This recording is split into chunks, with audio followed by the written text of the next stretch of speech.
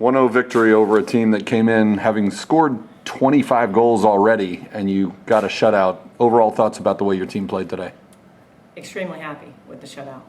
Against, yes, as you said, they're a great counterattacking team. They're a great 1v1 attack. They've scored a lot of goals.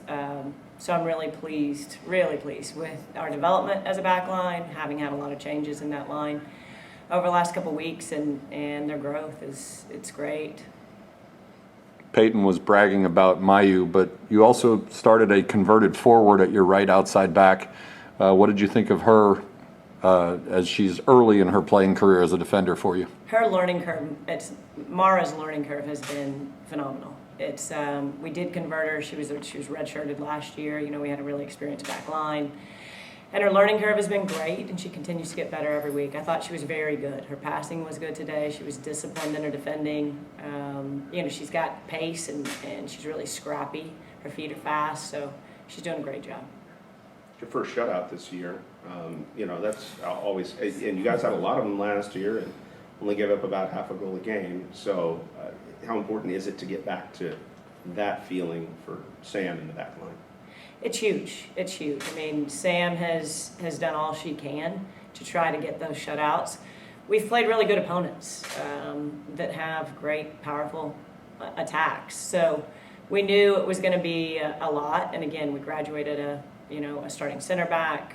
We've lost an outside back. So the ones that had a lot of experience from last year, and in combination with some injuries to our outside backs, they've had to come together fast. So I think those, us not having shutouts, it has a lot to do with the opponent and those changes in our back line. But their progression has been great. They care a ton about getting better each week, and they've shown up with the same performance mindset week in and week out. And on top of it today, that helps win you games. That gives you a chance to win games. But I thought our performance was good today. I thought they executed really well. Possession was 71% at halftime, which is good. I mean, we want to be a passing team, and you've got to connect simple passes to do that. So I was really pleased with the overall performance as well. You mentioned the tough opponents that you've played so far this year. How much did TCU, Tennessee, Baylor help your team today in terms of standing up to a challenge from a team like Oklahoma State and finishing off with a win? Every game helps, right? It's the foundation, and as long as your group is committed to continuing to grow week in and week out, and they are, they're phenomenal with that. They show up. They're extremely competitive. They're extremely driven. So each game helped build, but it was important for us to kind of bring it together today and respond in the way we have the last couple of weeks, and have this feeling going into conference, feel that we've been tested, we've had to learn some things, we've had to learn some hard lessons, and they've taken the information and moved forward. Peyton Annan has been in the sort of an anchor of your defense all year and last year, and then today she gets the game-winning goal. What does that do for her to be rewarded on the offensive end for all the work that she's put in?